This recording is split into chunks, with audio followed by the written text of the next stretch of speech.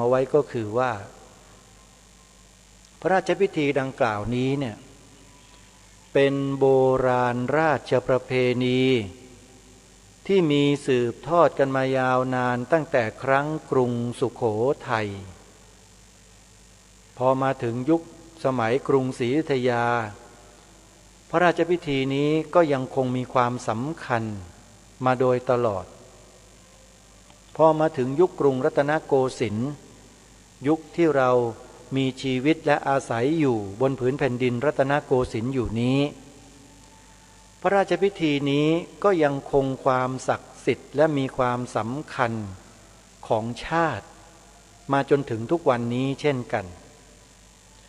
ที่จะบอกกับพวกเราก็คือว่าเราคนไทยจงภาคภูมิใจในสิ่งที่เรามีสิ่งที่เราเป็นพระราชพิธีพืชมงคลจรดพระนางคันแรกนาขวัญ นี้เป็นหน้าตาเป็นชื่อเสียงเป็นเกียรติยศของคนไทยของเราทั้งประเทศและเป็นที่รู้จักทั่วทั้งโลกไม่มีที่ไหนหรือประเทศใดนะโยมที่จะประกอบพระราชพิธีแบบนี้ให้ประชาชนในชาตินั้นๆได้เกิดความชื่นชมโสมนัสยินดี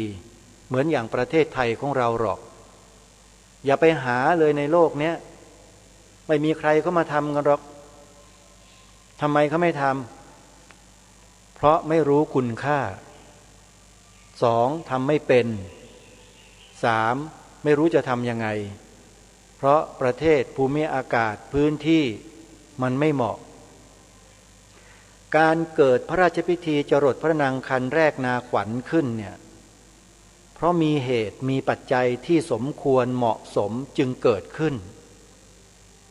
ประเพณีทั้งหลายทั้งปวงในบ้านเมืองไทยเราเนี่ยโยมไม่ใช่อยู่ๆก็นึกว่าอยากจะทำจะจัดกันขึ้นมาเล่นๆสนุกไม่ใช่นะ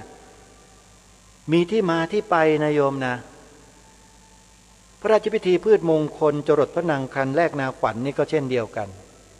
ไม่ใช่อยู่ๆก็นึกว่าอยากจะอวดอยากจะโอ้อวดอยากจะโก้เก๋แล้วทำกันขึ้นมาไม่ใช่นี่คือพิธีที่มีคุณค่าและมีความสำคัญต่อชีวิตความเป็นอยู่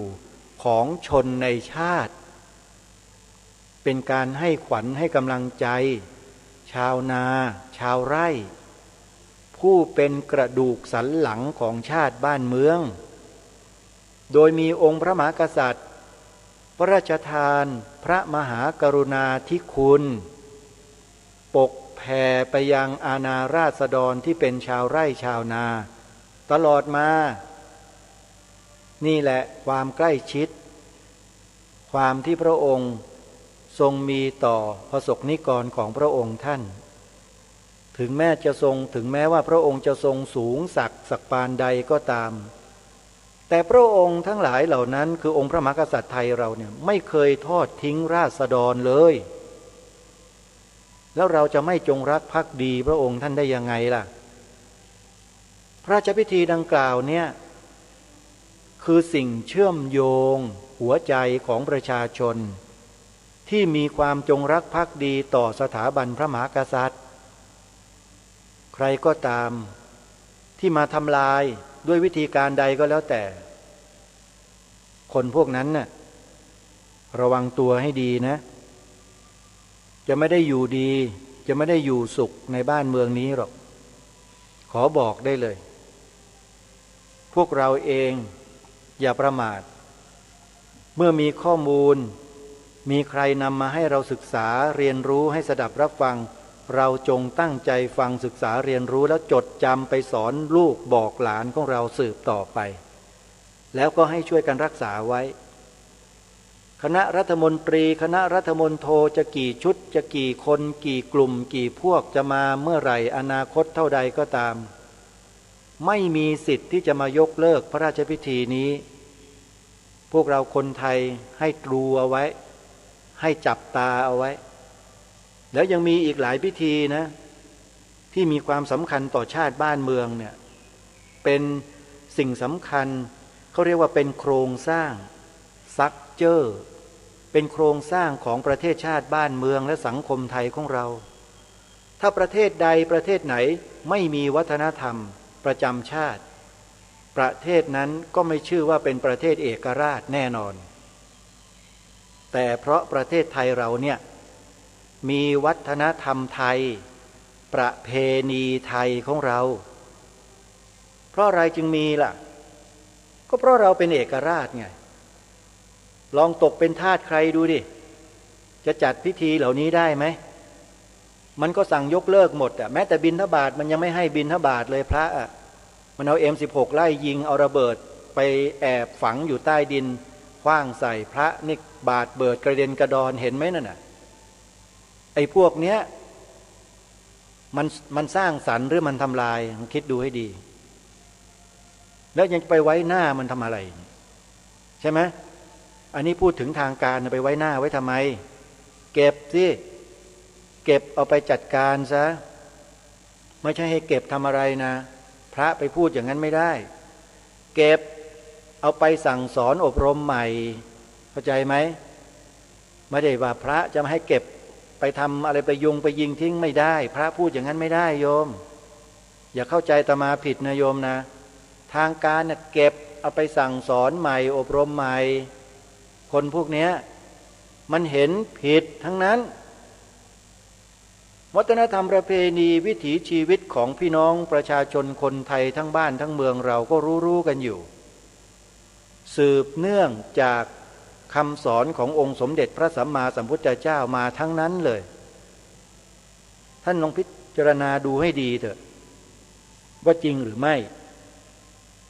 เอาละบางส่วนอาจจะมีของพวกพราหมณ์ปะปน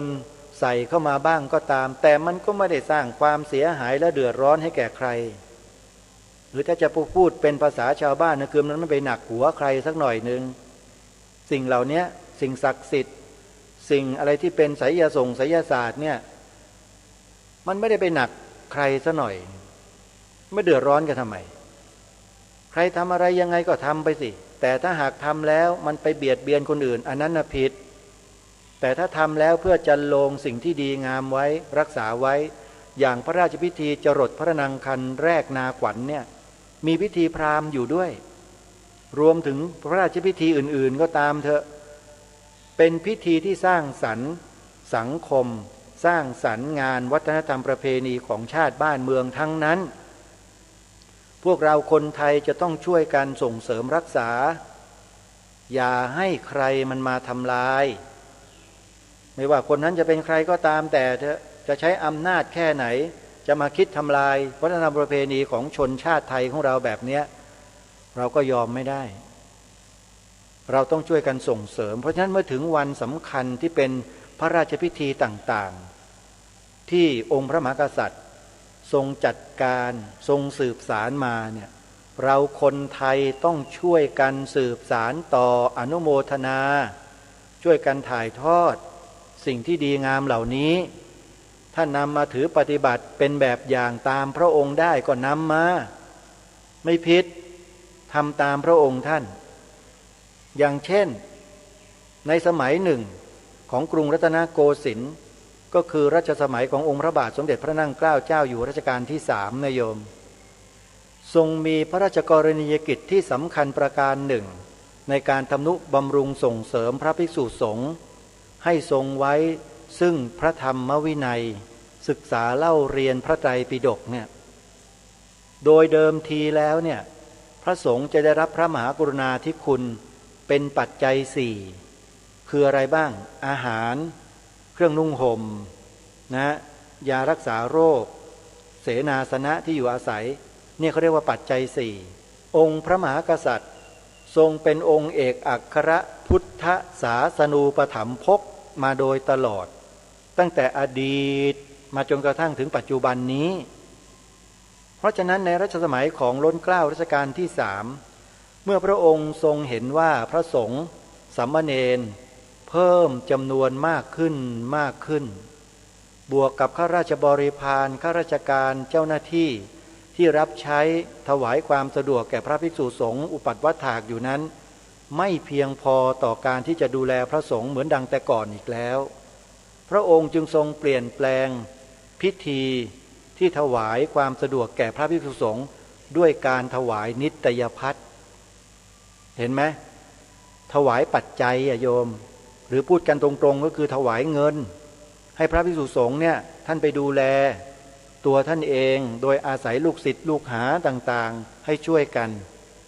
จึงเป็นประเพณีหรือพระราชประเพณีสืบมาจนกระทั่งถึงทุกวันนี้และปัจจุบันนี้ท่านดูสิมีใครคนใดก็ไม่รู้ไปสร้างวาทกรรมไปแสดงออกถึงความไม่เห็นด้วยกับการถวายเงินพระเนี่ยถามว่าพวกนี้มันเคยศึกษาข้อมูลเหล่านี้หรือเปล่ามันเคยรู้กันบ้างไหมว่าเป็นพระราชดำริขององค์พระมหากษัตริย์ท่านที่ทรงกระทำเป็นแบบอย่างมาเนี่ยแล้วพวกเราก็ทำตามพระองค์ท่านมาแล้วมันผิดที่ไหนอ่ะถ้าผิดพระองค์น่ะไม่ทรงกระทำหรอกแต่นี่เพราะไม่ผิดแล้วพระสงฆ์ท่านเองท่านก็ดูแลตัวท่านเองได้แล้วได้มาท่านก็เอามาบำรุงกิจการงานของพระศาสนา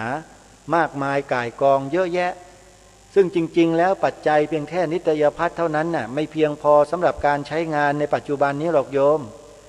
แต่พระองค์ท่านทรงให้กำลังใจพระภิกษุสงฆ์สามเณรนะอย่าไปคิดเป็นอย่างอื่นพระสงฆ์ไม่ได้บวชมาเพื่อร่ำเพื่อรวยกันสักหน่อยนึงบวชมาก็เพื่อมันจะมาทำหน้าที่สืบสารพระพุทธศาสนาเป็นหลักส่วนกิจกรรมอื่นๆใดๆที่มันเกี่ยวข้องมันเป็นเหตุปัจจัยที่เกื้อหนุนมันก็เป็นเรื่องที่จะต้องจำเป็นที่จะต้องมีในยุคปัจจุบันนี้มันปฏิเสธกันได้ไหมเล่าเทคโนโลยีสมัยใหม่เนี่ยที่มันเป็นอุปกรณ์เครื่องใช้ไม้สอยที่อำนวยความสะดวกในงานเผยแผ่พระศาสนาในงานจันโลงพระศาสนาหลายอย่างหลายประการเนี่ยเราปฏิเสธสิ่งเหล่านี้ได้ไหมแล้วพระสงฆ์ท่านจะไปหาที่ไหนล่ะมีใครจะมาถวายท่านไหมไอ้คนที่พูดไม่ให้ถวายเงินพระมึงเอามาถวายพระบ้างไหมเคยมาช่วยดูแลบ้างไหมล่ะมันก็ไม่เคยไอ้พวกเนี้ยใช่ไหมเพราะนั้นมีแต่พวกโยมเรานี่แหละที่ฟังรายการอยู่นี่แหละที่ส่งเสริมพระภิกษุสงฆ์สามเณรกันอยู่ทุกวันนี้เราจะไปแคร์อะไรให้คนพวกนั้นนักอ่ะถึงบอกกับพวกเราไงว่าเราอย่าไปฟังอะไรใครโดยที่เราไม่รู้อะไรรายการคดีโลกคดีธรรมพยายามย้ำมาโดยตลอดว่าองค์พระบาทสมเด็จพระมงกุฎเกล้าเจ้าอยู่หัวรัชกาลที่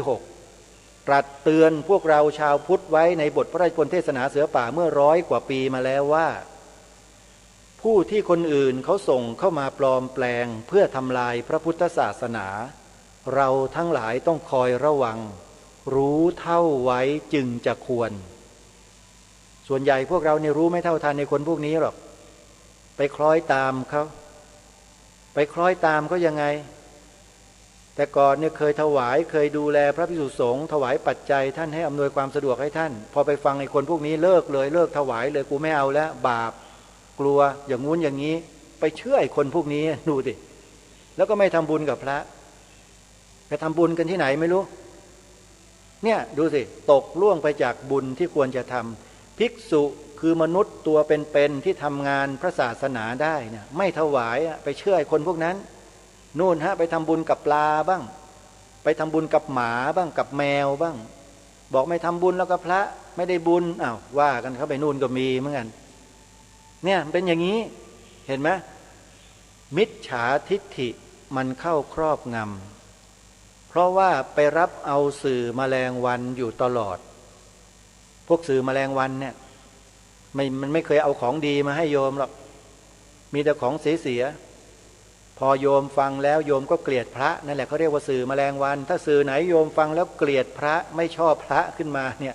ให้โยมรู้ไว้เถอะนั่นแหละไอ้ตัวสื่อแมลงวันสื่อพวกนี้อันตรายนะใครฟังแล้วจะติดเชื้อในกระแสจิตแบบง่ายๆเลยนะไปวิเคราะห์ไปศึกษาดูให้ดีนะโยมนะอย่าให้งานพระศาสนางานของชาติบ้านเมืองเราเนี่ยบกพร่องเพราะการที่เราหูเบาพยายามฝากเอาไว้เมื่อพูดมาถึงตรงนี้แล้วก็เลยพูดสักหน่อยนึงทีนี้กลับมาที่วันพืชมงคลจรดพระนางคันแรกนาขวัญใหม่พระราชพิธีดังกล่าวเนี่ยเป็นประเพณีของชาติบ้านเมืองคณะรัฐมนตรีในยุคหนึ่งได้มีมติในที่ประชุมคณะรัฐมนตรีให้มีการหยุดงาน1 วันเนื่องจากเป็นวันสำคัญของชาติ แล้วก็มีประกาศของสำนักนายกรัฐมนตรีให้ประดับธงชาติด้วยสำคัญไหมเนี่ยวันสำคัญอื่นๆไม่ได้มีประดับธงชาตินะแต่ว่าวันนี้มีความสำคัญเป็นวันสำคัญของชาติเป็นวันประเพณีแห่งชาติหรือประจำชาติของเราเนี่ยคือประเพณีประจำชาตินะประเพณีพืชมงคลจรดพระนางคันแรกนาขวัญเป็นประเพณีประจำชาติไทยเห็นหรือยัง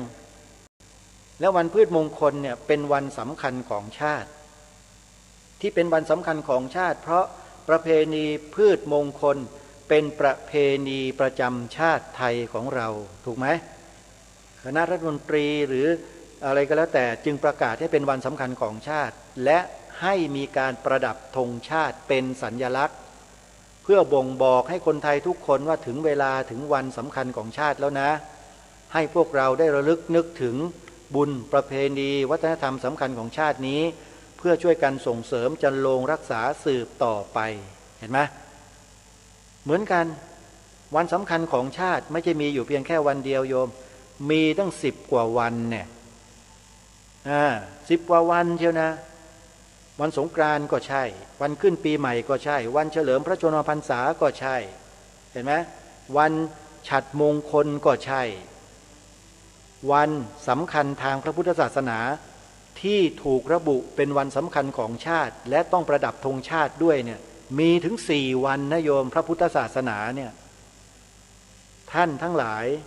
เรื่องนี้ไม่ใช่เรื่องเล็กๆและไม่ใช่เรื่องธรรมดาเป็นเรื่องใหญ่และมีความสำคัญต่อความมั่นคงของพระบวรพุทธศาสนาของเราด้วยจำเป็นที่พวกเราคนไทยทุกคนจะต้องน้อมนำมาถ่ายทอดให้ประชาชนได้รู้อะไรรู้สำนึกในพระบวรพุทธศาสนาว่ามีความสำคัญเพียงใดใครเป็นผู้กำหนดให้วันสำคัญทางพระพุทธศาสนาถึง4 วันเป็นวันสำคัญของชาติคณะรัฐมนตรีและสำนักนายกรัฐมนตรีก็ออกประกาศในราชกิจจานุเบกษาด้วยนะว่าด้วยการใช้การชักธงให้ประดับธงชาติในวันสำคัญทางพุทธศาสนา4 วันศาสนาอื่นไม่มีสิทธิ์หมดสิทธิ์และไม่มีใครที่จะทำให้มีสิทธิ์ได้เพราะศาสนาอื่นไม่ใช่ศาสนาประจำชาติแต่พระพุทธศาสนาคือศาสนาประจำชาติคณะรัฐมนตรีในประเทศไทยผู้บริหารบ้านเมืองจึงได้ยกพระพุทธศาสนาเอาไว้ดังนี้แหละเห็นไหมหลักฐานความจริงอีกประการหนึ่งที่กล้าบอกกับพวกเราท่านทุกคนว่าประเทศไทยเราเนี่ยมีศาสนาอะไรเป็นศาสนาประจำชาติก็เลยให้พวกเราได้กล่าวข้อที่1ไงที่ทางรายการรณรงค์ให้เรากล่าวคำว่าพระพุทธศาสนาเป็นศาสนาประจำชาติไทยของเราเห็นไหมเพื่อเป็นการย้ำเป็นการยืนยันเป็นการยอมรับให้ทุกคนยอมรับว่านี่คือความถูกต้องและเป็นความจริงของชาติบ้านเมืองไม่ใช่ยกเมฆไม่ใช่โมเมคนที่มันต่อต้านคัดค้านประเด็นนี้ต่างหากและไอ้พวกเนี้ยจอมปลอมทั้งนั้นจอมปลอมทั้งนั้นแหละไม่ว่าใครทั้งนั้นน่ะในประเทศเนี้ยที่บอกว่าศาสนาพุทธไม่ได้เป็นศาสนาประจำชาติไทยเนี่ยไอ้พวกเนี้ยปลอมเข้ามาไม่ใช่คนไทยหรอกไม่รู้มาจากไหนรัชกาลที่6องค์พระบาทสมเด็จพระมงกุฎเกล้าเจ้าอยู่หัวตรัสเตือนไว้ที่อัญเชิญมากล่าวเมื่อสักครู่นี้ผู้ที่คนอื่นเขาส่งเข้ามาปลอมแปลงเพื่อทำลายพระพุทธศาสนาเราทั้งหลายต้องคอยระวังรู้เท่าไว้จึงจะควรเห็นไหมทรงย้ำอยู่ในบทพระราชนิพนธ์เทศนาเสือป่าญาติโยมลองไปเปิดฟังใน YouTube ดูสิอาตมาภาพนำไปโพสต์เอาไว้แล้วนำเอาไปอัปโหลดลงไปให้ไปดูไปฟังกันหมดแล้วแต่เราก็ไม่ค่อยได้ฟังได้ดูกันนะไปดูอะไรกันอยู่ก็ไม่รู้ไอ้ติ๊กต๊อกเนี่ยจนกลายเป็นคนติ๊กต๊อกไปกันหมดแล้วบ้านเมืองไทยตอนนี้เพราะไปติดไอ้พวกติ๊กต๊อกกันอยู่นั่นน่ะจริงหรือเปล่าน่ะไร้สาระแค่ไหนน่ะ ใครจะว่าอาตมาภาพปากจัดก็ว่าไปดิก็พูดความจริงเนี่ยไอ้สิ่งที่เป็นสาระแบบนี้ไม่ศึกษาไม่เรียนรู้ไม่ดูไม่รณรงค์ไม่สืบสารกันแล้วเกิดมาเป็นคนไทยเพื่ออะไรกันพวกเราเนี่ยอาตมาภาพนี่สำนึกในข้อนี้แล้วถามตัวเองตลอดว่าเป็นคนไทยหรือเปล่าเป็นลูกหลานไทยจริงไหมเนี่ยแล้วมึงอยู่บนผืนแผ่นดินไทยมึงทำอะไรให้กับประเทศนี้บ้างถามตัวเองนะอาตมาถามตลอดเลยก็เลยต้องมาทำหน้าที่แล้วมาพูดจาแบบนี้แหละนี่แหละคือสิ่งที่พวกเราขาดไปเยอะขาดจิตสำนึกกันน่ะรายการนี้ก็เลยต้องมาปลุกไงปลุกจิตสำนึกคนไทยมันไร้สำนึกกันเยอะมันถูกปลูกฝังถูกสร้างแนวความคิดถูกสร้างวาทกรรมแล้วก็หูเบากันไปหลงไปเชื่อไปฟังอะไรก็ไม่รู้อยู่แล้วก็หันมาทำลายนะด้วยวาจาบ้างด้วยความรู้สึกนึกคิดบ้างทำลายวัฒนธรรมประเพณีของชาติบ้านเมืองตัวเองโดยไม่รู้ตัวบางทีไม่รู้ตัวหรอกนะอาตมาภาพก็เลยต้องมาเคาะกะโหลกกะลาให้รู้สึกตัวกันบ้างแล้วก็นำเอาสิ่งที่ถูกต้องสิ่งที่เป็นประโยชน์ต่อชาติบ้านเมืองเป็นสมบัติชาติเนี่ยเอามาใส่ในความรู้ความสำนึกให้แก่พวกเราเช่นนี้แหละไม่ได้มีเจตนาที่ไม่หวังดีกับใครเลยปรารถนาดีและหวังดีต่อพวกเราทุกคนแต่พวกเราจะเข้าใจกันหรือเปล่าเท่านั้นน่ะเห็นดีแต่ว่าอาตมาอยู่นั่นแหละตำหนิอยู่นั่นแหละแล้วเคยรู้กันบ้างหรือเปล่าพอถามไปถามว่าธงชาติหมายความว่าอะไรตอบกันไม่ได้ตอบกันเหมือนเด็กอนุบาลอยู่นั่นแหละตั้งแต่ข้างบนยันข้างล่างตอบเหมือนกันตอบเหมือนเด็กอนุบาลเลยหมายถึงชาติศาสนาพระมหากษัตริย์เนี่ยเขาเรียกว่าตอบแบบเด็กอนุบาลพวกเราเนี่ยยอมรับไหมว่าเป็นเด็กอนุบาลกันอยู่ทั้งบ้านทั้งเมืองเนี่ยตอบกันแบบเนี้ยความหมายที่ถูกต้องแท้จริงมีอยู่พระราชทานไว้ให้เราอยู่แล้วองค์พระบาทสมเด็จพระมงกุฎเกล้าเจ้าอยู่หัวรัชกาลที่6ทรงสร้างผืนธงชาติผืนนี้ขึ้นมาด้วยพระหัตถ์ของพระองค์เองและพระราชทานไว้ตั้งแต่ประกาศใช้ตั้งแต่28กันยายนพระพุทธศักราช2460โยมแล้วพวกเราทราบกันไหมไม่ทราบไม่รู้ข้าราชการเนี่ยยิ่งไม่รู้กันเลยไม่สนใจกันด้วยข้าราชการไทยทุกวันเนี้ยลองถามตัวเองดูได้รู้ไหมรายละเอียดพวกนี้เป็นข้าราชการสัญลักษณ์ของชาติแต่ไม่รู้จักธงชาติของบ้านเมืองตัวเองโยมลองไปถามลูกหลานโยมที่รับราชการดูที่ถามมันรู้จักไหมไปถามดูดิทั้งทหารตำรวจทั้ง3เหล่าทัพมาถามดูเถอะที่เป็นทหารกันอยู่ทุกวันเนี่ยสีแดงสีขาวสีน้ำเงินน่ะมีความหมายว่าอย่างไรมีที่มาที่ไปอย่างไรลองถามสิไหนช่วยกล่าวให้ฟังหน่อยสิแต่มาว่าเกือบ100%ตอบไม่ได้สักคนเห็นไหมนะตรงนี้มันเกิดอะไรขึ้นในบ้านเมืองแล้วเราจะมาเฉยๆกันอยู่อีกเหรออาตมาคิดว่าพวกเราเนี่ยมันงอมืองอเท้ากันนะมันไม่ยอมที่จะช่วยกัน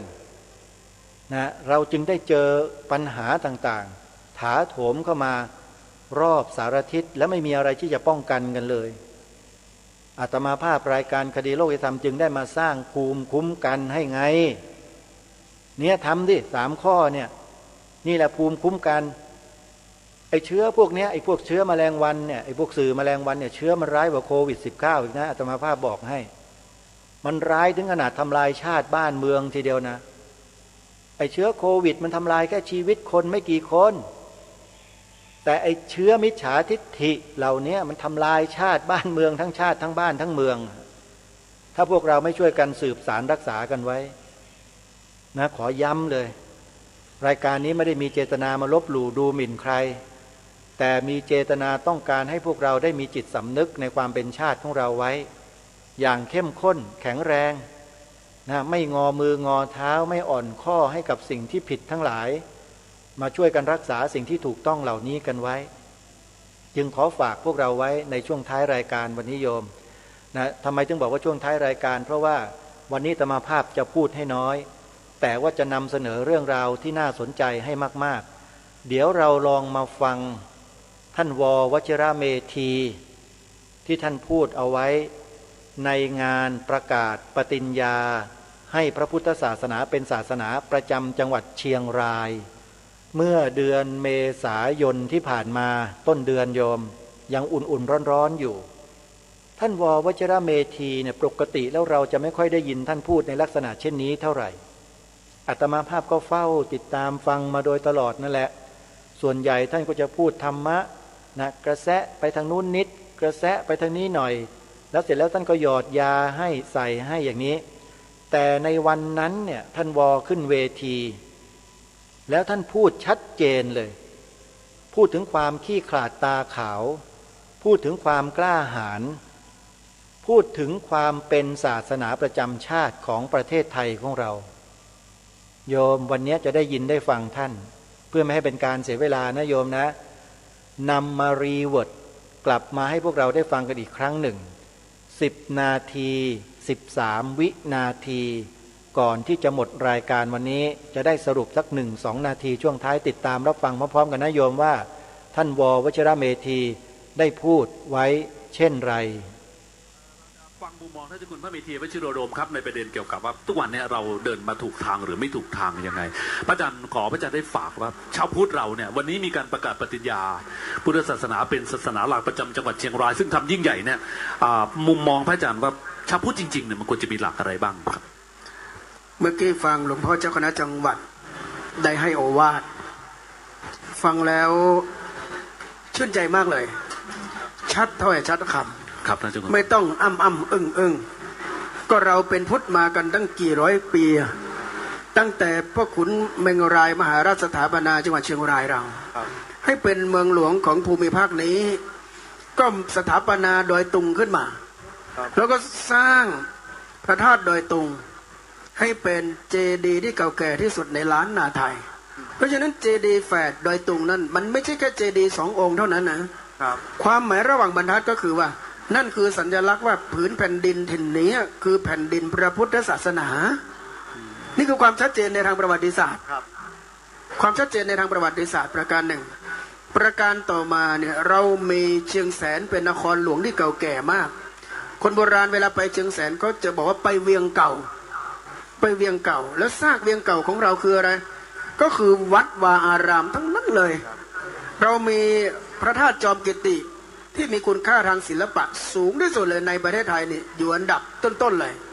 อาจารย์ถวันดัชนีเนี่ยศิลปินแห่งชาติของไทยและของเชียงรายและของโลกท่านบอกว่าถ้าหากว่าโลกนี้มีอันให้ต้องถล่มทลายลงไปแล้วเมืองไทยยังเหลือพระธาตุจอมกิติอยู่คุณไม่ต้องเสียใจ สิ่งที่ดีที่สุดของไทยยังอยู่สิ่งที่ดีที่สุดของโลกยังคงอยู่ที่นี่ศิลปินระดับโลกพูดอย่างเงี้ยและสิ่งที่ท่านประเมินค่าไว้สูงสุดก็คือพระธาตุจอมกิติพระธาตุจอมกิติก็ไม่ใช่แค่สิ่งที่มีคุณค่าทางศิลปะเท่านั้นนะความหมายระหว่างบรรทัดคือนี่คือสัญลักษณ์ว่าพระพุทธศาสนารุ่งเรืองอยู่ในแผ่นดินนี้มานานแค่ไหนเพราะฉะนั้นการที่เราทั้งหมดมาที่นี่แล้วบอกว่าที่นี่แผ่นดินพระพุทธศาสนาคุณไม่ได้ทำอะไรใหม่เลยคุณก็แค่มาดูเจดีย์ซึ่งมันตั้งตระหง่านอยู่ตรงนี้แล้วก็มาปัดเอาหยากไย่ออกนะเอาเถาวัลย์ที่มันรกเรื้อออกแล้วก็ซ่อมแล้วก็บำรุงนี่คือการยอมรับประวัติศาสตร์ยอมรับความจริงอย่างตรงไปตรงมาว่าแต่ไหนแต่ไรแผ่นดินนี้ก็อยู่กันมาอย่างนี้เป็นอย่างนี้และคนบ้านนี้เมืองนี้ก็เอาพระพุทธศาสนานั่นเป็นศูนย์รวมใจมาแต่ไหนแต่ไรเราต้องการคนไทยอย่างนี้คนไทยที่รู้ประวัติศาสตร์ของตัวเองแล้วก็กล้าหาญชาญชัยในการที่จะแสดงจุดยืนเราต้องการคนอย่างนี้เราไม่ต้องการคนไทยที่ทำอะไรก็เพลย์เซฟเดี๋ยวเปลืองตัวคือคนอย่างนี้เวลาเขาเอาของมาแจกอยู่แถวหน้านะเวลาเขาของมาแจกเนี่ยแถวหน้าเลยนะอยู่ต้นแจกถุงยังชีพเนี่ยอยู่แถวหน้าเลยแจกเงินอยู่แถวหน้าเลยแต่เวลาที่จะต้องทำอะไรก็ตามเป็นจริงเป็นจังจะต้องเสียสละแม้ว่าสิ่งนั้นเป็นสิ่งซึ่งเป็นสมบัติเก่าแก่ของตัวมาแต่ไหนแต่ไรก็ไม่กล้าเพราะฉะนั้นถ้าเราหล่อหลอมคนของเราให้เต็มไปด้วยคนขี้ขลาดสิ่งดีที่มีอยู่ท้าให้เลยวันหนึ่งก็จะไม่เหลือ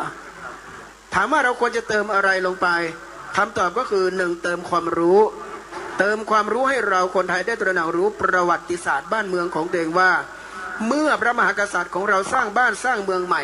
สิ่งที่จะสร้างคู่กันทันทีคือพระอารามหลวง นครใหญ่ๆทั้งหมดเมื่อพระมหากษัตริย์สร้างวังหลวงเขาเรียกว่า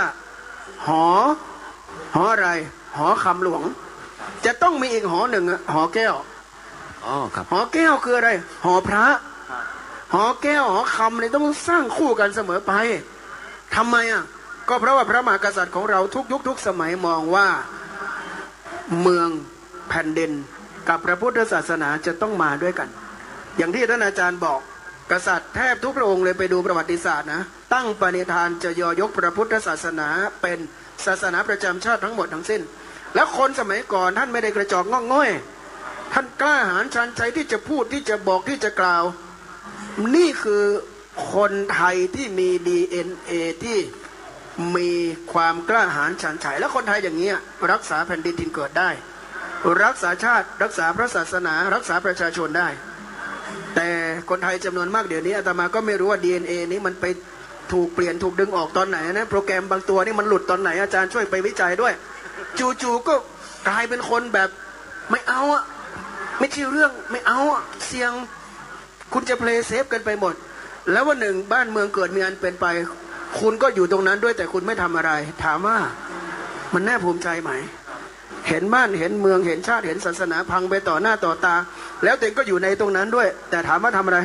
ไม่ทำอะไรเลย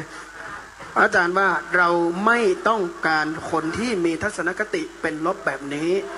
สิ่งที่เราควรจะปลูกฝังทุกวันนี้คือชาวพุทธที่รู้จักศาสนาของตัวเองชาวไทยที่รู้จักแผ่นดินของตัวเองและทั้งชาวพุทธและชาวไทยนี่แหละนอกจากรู้จักศาสนาของตัวเองรู้จักแผ่นดินของตัวเองแล้วต้องกล้าหาญชันชัยที่จะพูดความจริงที่มันตรงกับประวัติศาสตร์เพราะเราอยู่ที่นี่บ้านเมืองของเรามีรากมีฐาน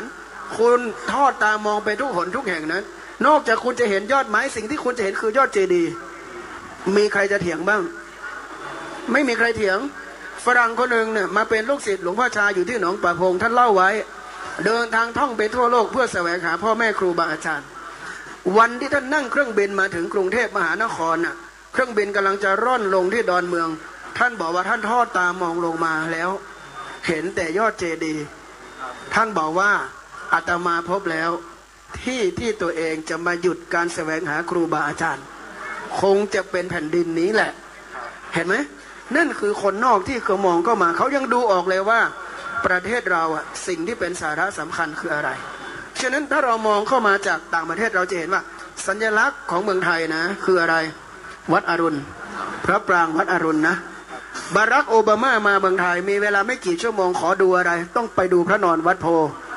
ทิมคุกประธานบริษัท Apple คนปัจจุบันคนนี้กลุ่มเศรษฐกิจทั้งโลกเลยมาเมืองไทยแค่ไม่กี่วันเหลือชั่วโมงเดียวไปไหนขอไปวัดสะเกษนะไปดูภูเขาทองถามว่าเขาอยากไปดูอะไรอย่างอื่นไหมเขาไม่ได้อยากไปดูอย่างอื่นเพราะเขารู้ว่าถ้าคุณอยากรู้จักคนไทยและเมืองไทยคุณต้องไปหาพระหาเจ้าหาพระศาสนานี่ก็คือสิ่งที่คนนอกมาเตือนเราว่าของดีมีอยู่ตระหนักรู้กันเสียถ้าไม่ตระหนักรู้กันเสียแล้วไปของใหม่ของเก่าก็รักษาไม่ได้ของใหม่ที่เอามาก็เป็นอะไรก็ไม่รู้สุดท้ายก็จะพังเนี่ยพระอาจารย์อยากฝากว่าสิ่งที่เราคนไทยต้องมี1ความรู้2ความรู้สึก3ความกล้าหาญชันชัยความรู้ว่าพระพุทธเจ้าท่านสอนอะไรแล้วทำตามคำสอนของท่านนะความรู้สึกต้องรู้ว่าการพระศาสนาในบ้านในเมืองนาทีนี้เป็นอย่างไรจะได้เตรียมรับมือทันนะและความกล้าหาญชาญชัยคือกล้าที่จะพูดอะไรที่มันตรงกับความจริงทางประวัติศาสตร์ว่าบ้านเมืองของเรามันเป็นแผ่นดินพุทธแต่ไหนแต่ไรก็พูดอย่างตรงไปตรงมาหลวงพ่อประยุทธ์โตท่านบอกว่าเราไม่ได้ทำอะไรใหม่เราแค่พูดความจริงที่คนทั้งโลกก็รู้อยู่แล้วมันไม่ได้มีอะไรเสียหายเนี่ย3สิ่งเนี่ยคนไทยจำเป็นต้องมีนะ1ความรู้ว่าพระพุทธเจ้าสอนอะไรจะได้ไม่เพี้ยนเพราะทุกวันนี้มันเพี้ยนไปไกลมากนะเนี่ยเพี้ยนจนกระทั่งว่าในพระศรีอานก็มาเกิดแล้วนะก่อนเราประกาศศาสนาไปแล้วใช่ประกาศศาสนากำลังรับสมัครสาวกอยู่แล้วก็แห่กันไปบูชาไอ้ไข่บ้าบอคอแตกพระพุทธเจ้านั่งอยู่ในวิหารไม่ไปไหว้ลูกศิษย์แล้วนี่คือเราขาดความรู้นะขาดอย่างแรงเลย2ขาดความรู้สึก ก็คือสังคมมีปัญหาก็ยังไม่รู้สึกตัวอีกนะไฟไหม้ถนนฟากโน้นยังนั่งอยู่ตรงนี้แล้วบอกเดี๋ยวเทศบาลเขาจัดการเราไม่ต้องยุ่งสมัยก่อนถ้าไฟไหม้บ้านตรงไหนนะชาวบ้านเขาไม่เคยรอเทศบาลนะ1 คน 1 ถังน้ำเขาวิ่งไปลำห้วยที่ใกล้ที่สุด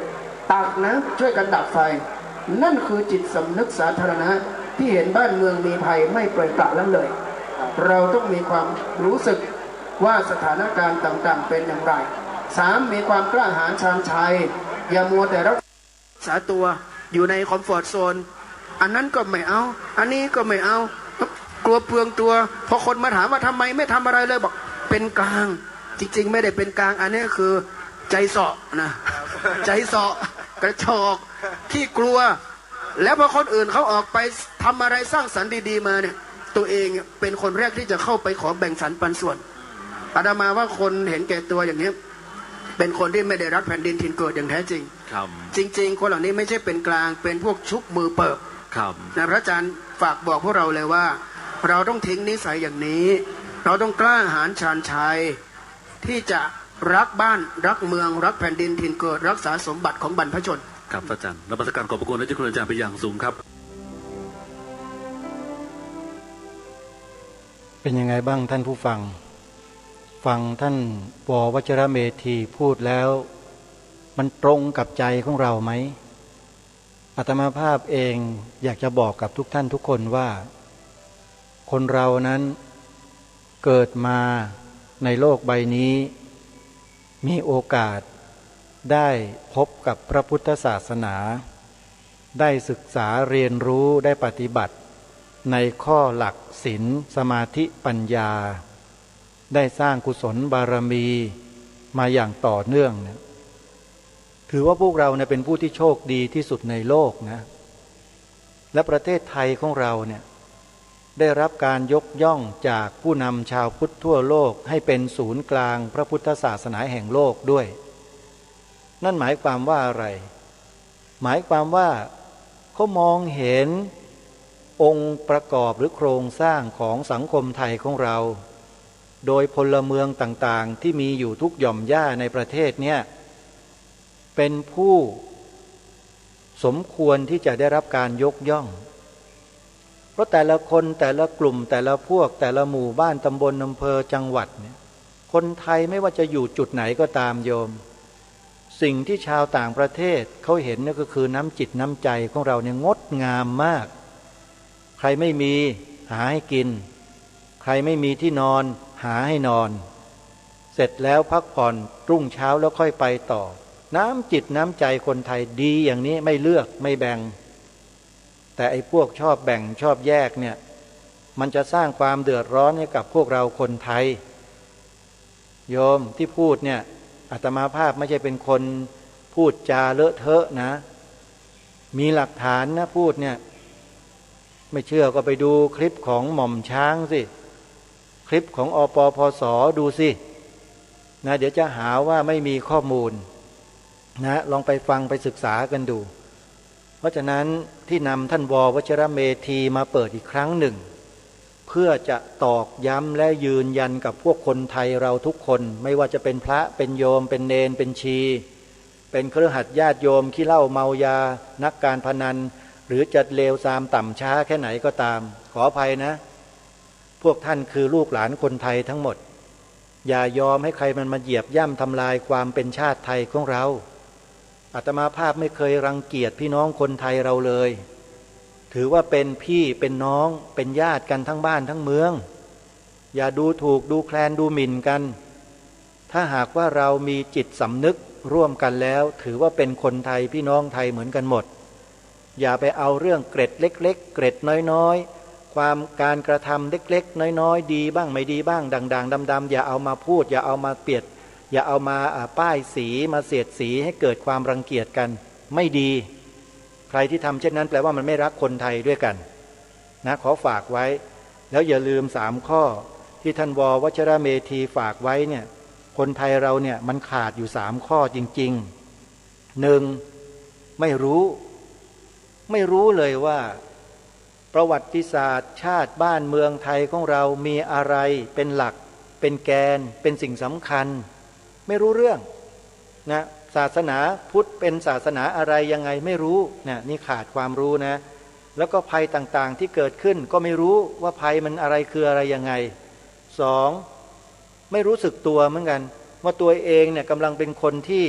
เห็นแก่ตัวอยู่หรือเปล่านะอะไรที่เปลืองตัวเนี่ยไม่เอาหรอกนะนี่ยังไม่มีความรู้สึกภัยคุกคามไฟไหม้มาถึงบ้านแล้วนะยังไม่ออกไปช่วยกันเลยเนี่ยข้อสุดท้ายก็คือขาดความกล้าความเด็ดเดี่ยวไม่มีนะขาดความกล้าหาญเด็ดเดี่ยวไม่กล้าที่จะพูดความจริงไม่กล้าที่จะยืนยันความถูกต้องไอ้อย่างนี้มันจะไปสู้ใครเขาได้นะศัตรูแค่เดินทับมาเสียงรองเท้าดังปึ๊บปึ๊บปึ๊บเนี่ยก็หนีกันหมดแล้วระเนระนาดเนี่ยคือเรียกว่าพวกขี้ขลาดตาขาว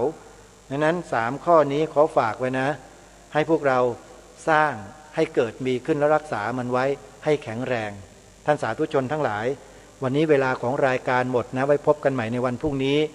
เดี๋ยววันต่อๆไปเนี่ยนะโยมอาตมาภาพจะเริ่มนำเอาเนื้อหาความรู้ที่เกี่ยวกับภัยพระพุทธศาสนามาเปิดให้ฟังโดยเฉพาะเทปแรกที่จะนำมาเปิดเนี่ยเป็นการบรรยายของพระเดชพระคุณท่านเจ้าคุณพระพรหมคุณาภรณ์ปอประยุตโตในสมัยนั้นซึ่งปัจจุบันพระเดชพระคุณท่านก็ดำรงสมณศักดิ์ที่สมเด็จพระพุทธโฆษาจารย์วัดยานเวศสักวันเดี๋ยวเรามาฟังกันดูอาจจะเป็นวันพรุ่งนี้หรือวันอื่นๆใดฟังให้ต่อเนื่องแล้วเราจะทราบมาติดตามและฟังพร้อมๆกันในวันต่อไปนะโยมนะวันนี้เวลาของรายการหมดลงแล้วอาตมาภาพต้องขอสมมุติยุติไว้แต่เพียงเท่านี้ขอความสุขสวัสดีในธรรมแห่งองค์สมเด็จพระบรมศาสดาสัมมาสัมพุทธเจ้าจงปรากฏเกิดมีขึ้นในจิตใจของท่านผู้ฟังทุกท่านทุกคนเทอญขอเจริญพรกล้าคิดก็ต้องกล้าทำอย่ากลัวถ้าทำความดีเร่งศึกษาปัญหาให้ทันท่วงทีเมืองไทยจะพัฒนากว่านี้รายการดีคดีโลกคดีธรรมขอรำพันบรรยายความคิดเครื่องหมายแห่งสีทั้งสามงามถนัดขาวคือบริสุทธิ์สีสวัสดิ์หมายพระไตรรัตน์และธรรมะคุ้มจิตไทยแดงคือโลหิตเราใสซึ่งยอมสละได้เพื่อรักษาชาติศาสนาน้ำเงินคือสีโสภาอันจอมประชาถ้าโปรดเป็นของส่วนองค์จากริ้วเข้าเป็นไตรรงค์จึงเป็นสีธงที่รักแห่งเราชาวไทยทหารอวตารนำไปยงยุทธวิชัยวิชิตก็ชูเกียรติสยามประเทศไทยที่เจริญมั่นคงมาได้จนถึงทุกวันนี้มิได้เกิดขึ้นจากความหวาดกลัวอย่างคลาดเขลาแต่บรรพบุรุษไทยของเราทุกยุคทุกสมัยล้วนแต่มีความกล้าหาญและชาญฉลาดปกป้องเอกราชสร้างชาติให้เกิดความมั่นคงโดยมีธงแห่งพระไตรรัตน์เป็นเครื่องนำชัยจึงเป็นที่มาที่ไปของรายการคดีโลกคดีธรรมกล้าคิดก็ต้องกล้าทำอย่ากลัวถ้าทำความดีเร่งศึกษาปัญหาให้ทันท่วงทีเมืองไทยจะพัฒนากว่านี้รายการดี